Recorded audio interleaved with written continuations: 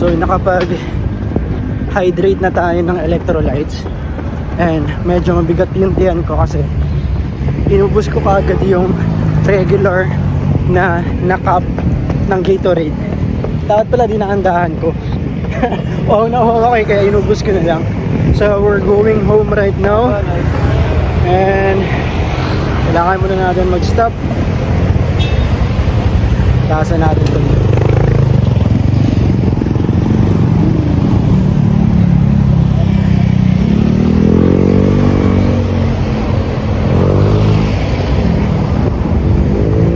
Bakit kailangan itong mga motor na to?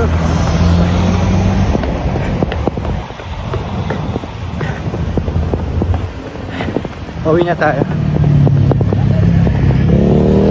Dagan show! Tayo na, ang daming sumasabi sa akin ng ganun, Dagan show.